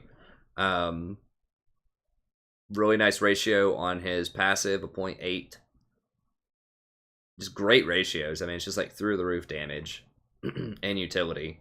So if he gets far ahead, he can just completely shut games out. He's very, very powerful, very snowbally. I just feel like, you know, probably either Kassadin or LeBlanc are more reliable, but he can still be very, very strong. He's great on this patch, so I think he's really good.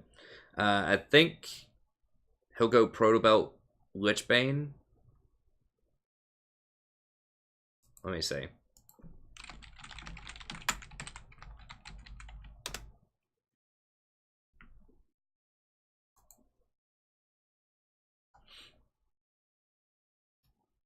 Lichbane Protobelt, yeah. I mean, you can go Gunblade on him as well, but if you go Gunblade, then you can't go Protobelt, and I feel like Protobelt is just better on him because he doesn't have any AD ratios, and it's, you know, 900 gold cheaper. So yeah, Lichbane, Hextech, Zhonya's, or Void Staff. Yeah. Excuse me, I think that's pretty standard. So yeah, pretty strong champion. I just feel like there probably are better options, but he's good. Now, Viktor's someone who has... I'm trying to speed it up here. It was like an hour and a half. Yeah, I need to I need to finish this. I'm just trying to go through as many different champions as I can here. Where's old Viktor here? Now, he's been nerfed several times. I feel like the thing that hurts him the most is that his major item here is really expensive now. That was the big nerf on him, I'm pretty sure. Let's see. There was a huge one at one point. Yeah, 616 is a big one. Maximum speed reduced on the ult. There we go, 614. I'm pretty sure this was it. So the first one cost 250 more at all levels. And 6.9, they nerfed a lot of stuff.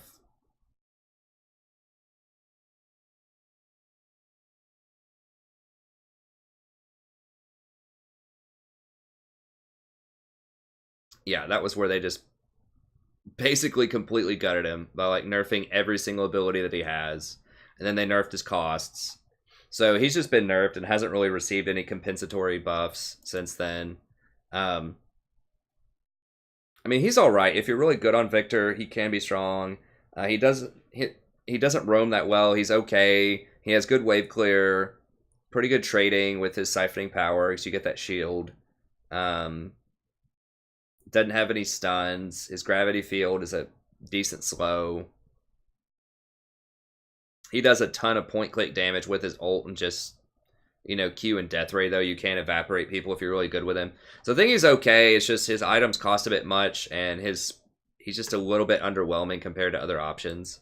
He doesn't take dragons or barons particularly well, so he's just like, he's okay, but he just doesn't do anything as well as other champions. I think if you want the super safe type of champion, Orianna is still going to be the better one, or maybe Syndra or Taliyah. All right, Zed, I know everybody loves Zed. At least a lot of people do. They like to play him. They like to watch him. But I think there's just too much counterplay to him right now, especially with the enchanters. Like if the enemy team has a Rakan or a Janna or a Lulu, like they're going to completely ruin your day because a lot of Zed's damage is delayed. So obviously you go in with your ult and you hit them with everything, and then you go back out and then they die 3 seconds later. But that doesn't happen. Like Janna shields it, Lulu ults them, Lulu polymorphs you so you die. Rakan ults and then shields to the person so that as soon as you appear, you get charmed, and then he knocks you up a W and you're dead.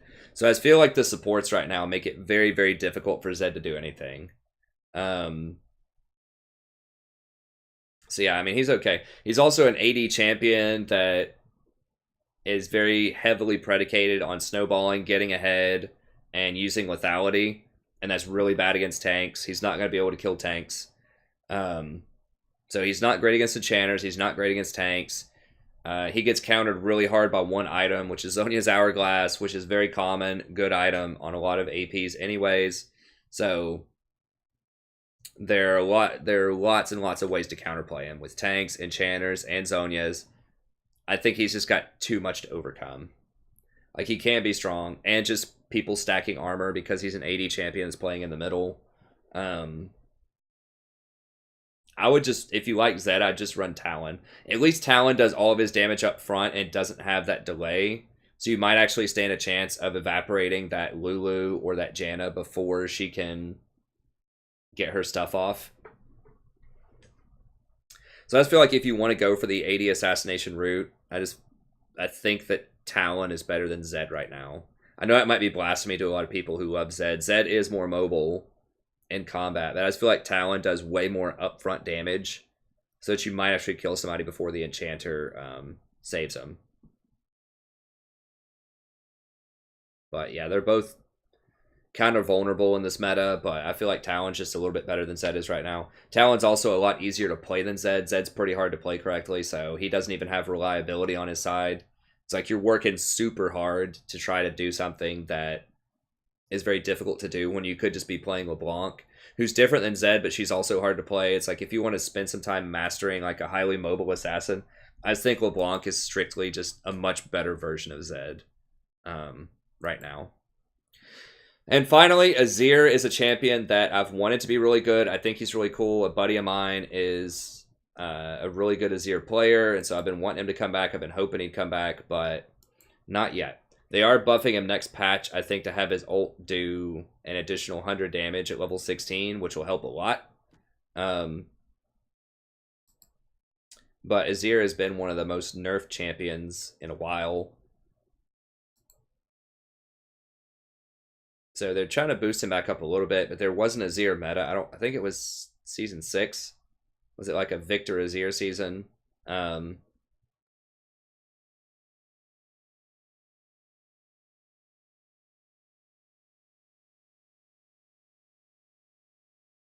just reading his abilities here just to see like when that big nerf came through. They changed the formula, so that's level 6 is 60 damage. Level 6 is 75 damage. Okay, so they lowered the damage in 614.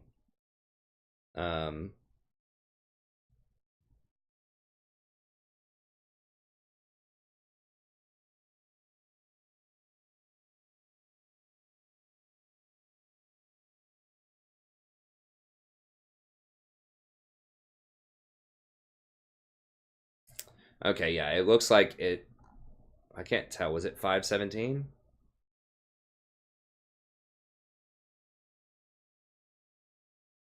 When they took away his collision,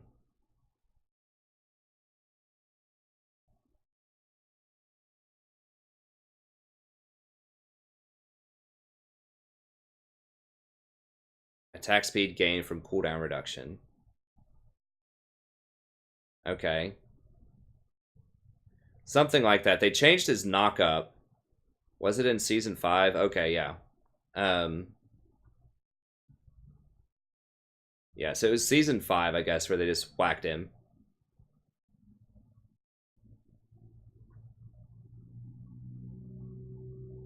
Anyways, it's been a long time since Azir's been at the top of the food chain, at least a couple of seasons. So they are trying to bring him back in. He is really cool to watch. I hope that he's viable in Worlds, because he is really fun to watch. And he's powerful, but he has a very high skill cap. He's very just weird. Like, you have to... He's a very different kind of champion from any other champion in the game. You have to really micromanage his soldiers really well. And it can be somewhat difficult to kite and use the soldiers correctly and just figure out if you should go in, if you should not go in. Like, there are a lot of different tough decisions, and they've nerfed his damage quite a lot over time, especially his sand soldier damage. So they did buff it again fairly recently. So I think that in the right hands, he can be really good. He's excellent late game. I just feel like his early game power spike is just not nearly as strong as other champions. Like, when he gets Nashers and everyone else is like charging the Rod of the Ages, I feel like they're going to be a lot stronger at 2 items than he's going to be at 2. But I think maybe at like 4 or 5 items, he starts passing up on some other champions. But he doesn't siege particularly well. He's okay. He does take dragons and barons really quickly. He has pretty good wave clear. His rotations are kind of weak. They're all right. He does have great peel with his Emperor's Divide. And he does have a good scaling. I just feel like he can get bullied out pretty hard early on by, a lot of the other premier champions. But if he manages to get to like 25 or 30 minutes, then he can still take over games. So they have nerfed a lot of items that were really good on him too. Most notably, Rylai's was really good on him until they nerfed it really hard last season. So, Rylai's Leandries with the Sand Soldiers was a very powerful combination. You got like Nashers, Rylai's, Leandries. You can still do that, but it's not nearly as powerful as it used to be. So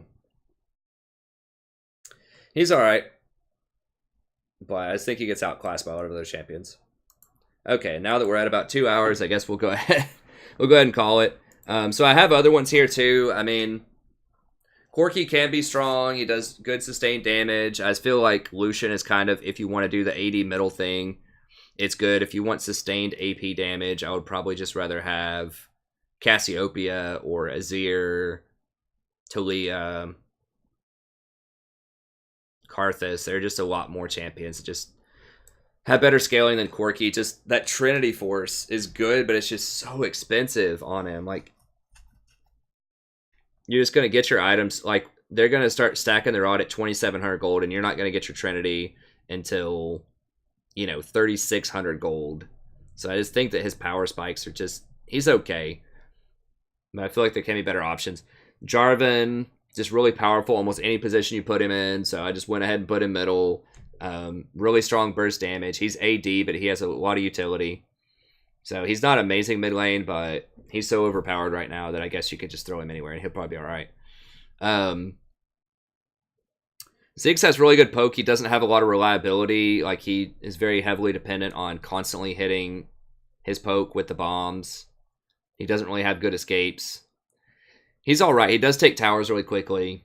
He's okay. I'd just rather play Anivia probably. She just has a bit more reliability to her. And a bit more scaling, I think, and power later on in the game. Brand is really good in team fights. He doesn't scale as hard as other champions because his base AP ratios are pretty awful. He's very good with penetration, so he's good with Leandries, he's good with Void Staff and Zork Boots. But as the items start stacking up more and more, I feel like other champions are going to overcome him. He's also very heavily skill shot dependent. You got to hit those W's, you got to hit the combos. So I think he's a pretty decent support right now, but as far as mid lane, I feel like probably better options. Fizz is okay. I know some people swear by Fizz and they love him, but my whole thing is if you're going to play Fizz, just play Ekko. It's the same thing. Melee assassin champion, but Ekko is has higher ratios and is much safer with his ult. He heals a lot of damage and he can reverse back. He just has a lot more utility than Fizz does, and he has much higher scaling than Fizz does, I think. So there's just no reason to play Fizz when Ekko exists in the game, I think. Now, Fizz is slightly more mobile, I suppose. He can jump around walls and with his playful trickster, but I just feel like Ekko is almost strictly just the number one melee AP assassin that people should be running. Outside of probably Kassadin. Other than that, I think that it should probably just be Ekko. Vlad's okay. He's kind of hard to play correctly in the current meta, and his ratios aren't that great.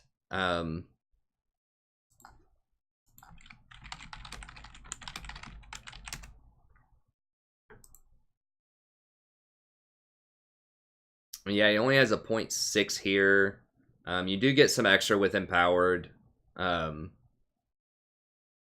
doesn't even have an AP ratio here. This is, like, really weak. This is okay. His numbers are just low.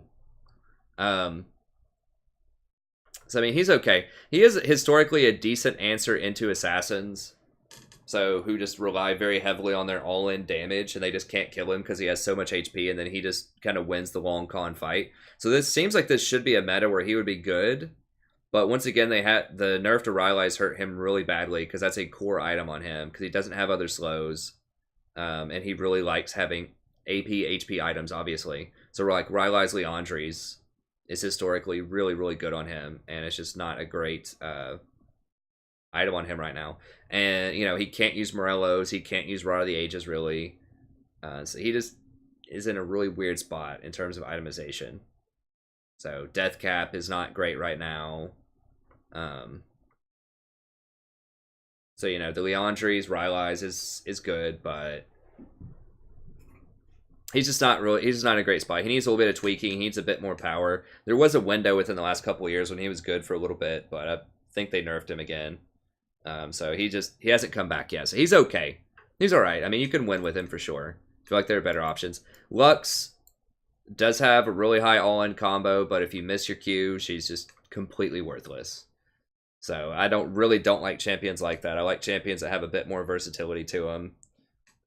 But yeah, her reliability is a little too low for me.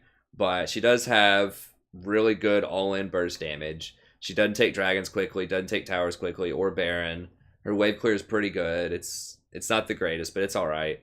If you use your ult, obviously it is good, but you know, she's okay. I feel like there are better champions. Aurelion Sol is all right. Like, he can have some power to him, but the main problem is you have to roam a lot to make him work. You have to push and roam, and I think a lot of people just don't leverage his early game roaming power. And if you're just going to sit there and have a farm off with somebody and not really leverage your roams, which is what happened to my team the other day when we had a Sol on our team, you might as well just play something that scales harder and has more utility. Like, he's okay at taking Barons and Dragons, not really that great. Towers, not really that great. His whole thing is roaming. And I would just rather play something that's just more secure, that doesn't rely as heavily on roaming and getting kills. I mean, like, Taliyah can still roam and get kills, so can Twisted Fate, but they have other stuff they can do as well that makes them particularly powerful. So, you know, if you want to do Aurelion Sol, I would say just play Taliyah or play TF instead. They still have the global presence, but they just have a lot more power in their kit. Akali is one where it's like, if you're an Akali specialist and you're really, really good with her, then you can make it work. But overall, she's just not good in an enchanter meta. You know, a Lulu or a Janna, both of those are just going to completely ruin your day. They're going to shield through everything. They're going to crowd control you, knock you away. She's not great into tanks who have a lot of crowd control. I mean, she's okay. She's just not great into crowd control, and I think there's too much crowd control going around right now for her. Xerath's okay. He has a lot of damage. He's very vulnerable if you get on him. He's not great at taking towers. He's not great at taking barons. He's not great at rotating. Pretty good wave clear. It's like okay wave clear. So he's just kind of middling. He's one of the better like long range champions. But if you want to play the long range poke game, I would just play Ziggs or definitely Taliyah instead. Obviously, he has more range than either one of those, but I think they just have a lot more utility in their kit. But I think if you want to do the poke, I would go with Taliyah or Ziggs primarily. Twisted Fate's, if you count him as poke, he's pretty good poke too. Like, you can dodge those cards, but if you throw enough cards, eventually you're going to hit people. So Twisted Fate's also really good for poke. Okay, then there are other ones that could be down here. I'm sorry if your champion's down here.